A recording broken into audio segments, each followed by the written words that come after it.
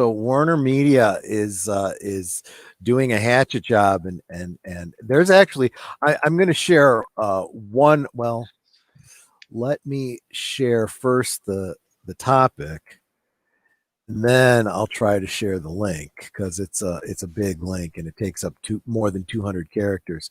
But there's actually a lot of links out there. There's a lot of outlets talking about different Warner Brothers. Um, you know, this executive gets let go, that executive gets let go. I don't know.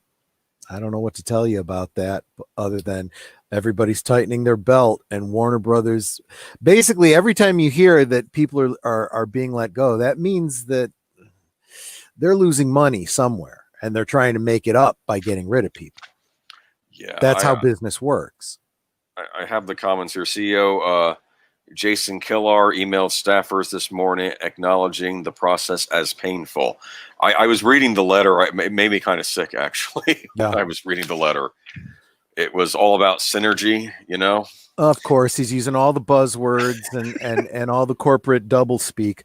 And for him to say it's painful, yeah, that's easy for you to say when you're not the one losing your job. You know? I mean, I genuinely, I pick on the entertainment industry sometimes, but I actually do feel bad for these people losing their jobs.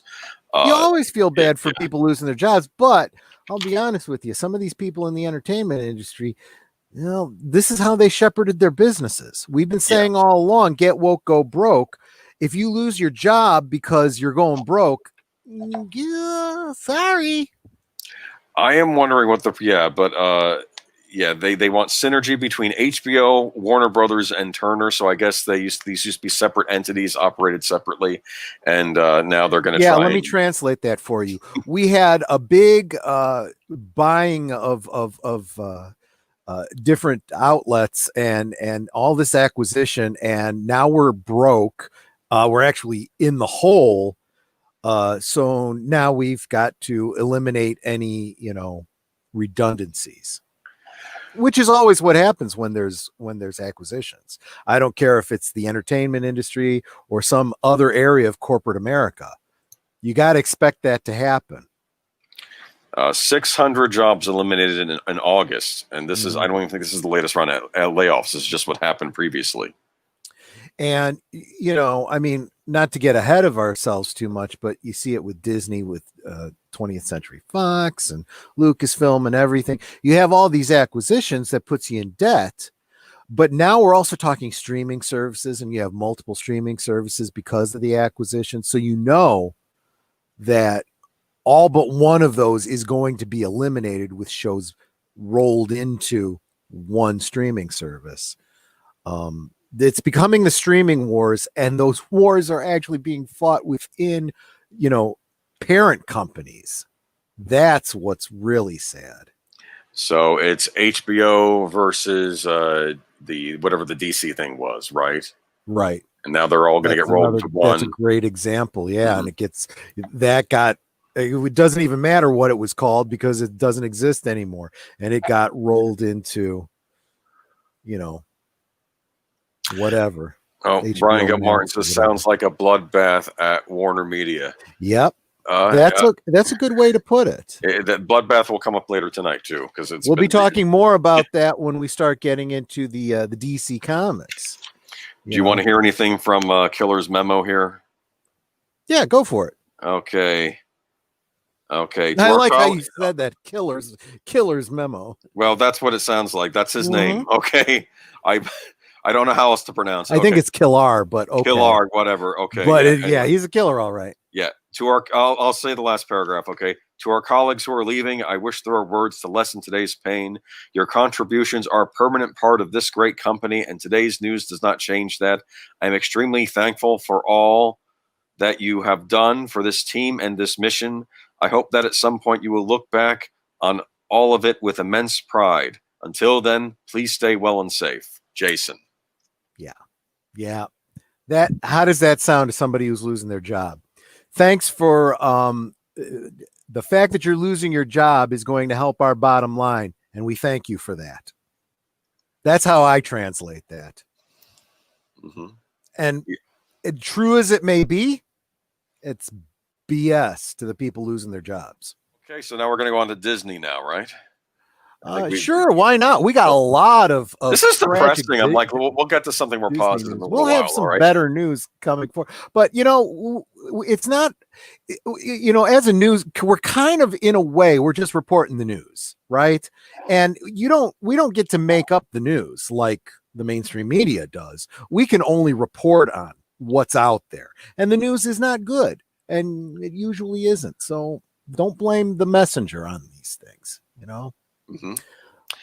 But so as we're talking about, letting people go and people losing their jobs, let's, jump back over to our buddies over at Disney that's furloughing even more Disneyland staffers and executives because they can't open up in California. So it's what I predicted last time. They may not even, I'm just speculating based on nothing but my own logic and my own impression, my own opinion. That means nothing, no insider information. I don't see how they're going to even ever reopen Disneyland in California. Yeah, they are flatly laying the blame on the governor. What else? I mean, that actually, I'm no big fan of Disney myself, even as a stockholder. Mm-hmm. But look, we got to call it what it is. It's not their choice. It is specifically because the governor has really ganked them. You know, what can they do? But let all these people go. And like I said, I think they should just close up Disneyland in California and either put all of their effort into Florida. That's actually what makes the most sense. Or if they need to have another park, open it somewhere else, Texas maybe or something.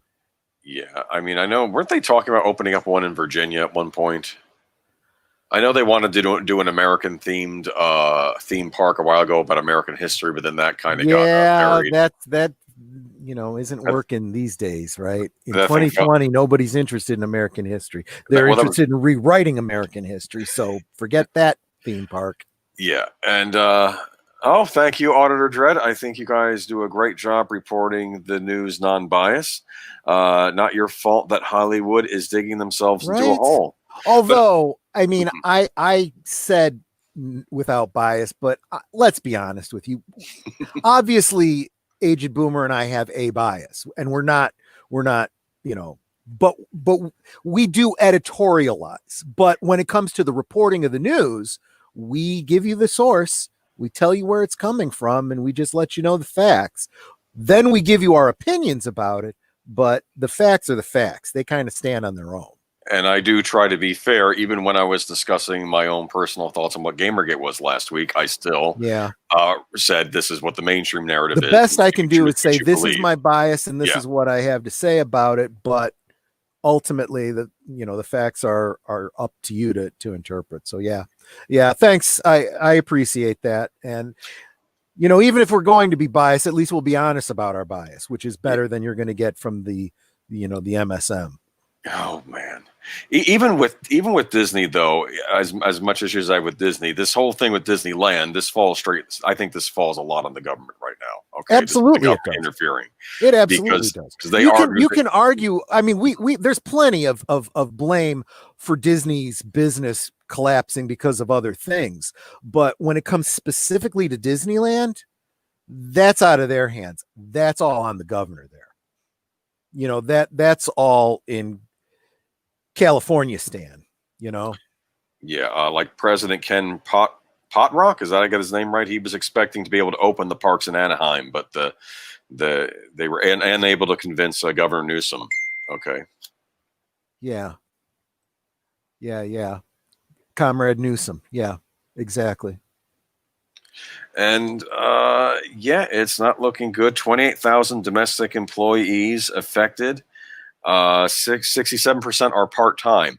I was wondering too, when it said on here staffers and executives, I was wondering if this is now some of the bigwigs are now getting let go after all this time. Well, I went ahead and I kind of got ahead of you a little bit, but it flows right into it. Disney's even axed two of their top Marvel employees. So a couple execs over at Marvel they let go.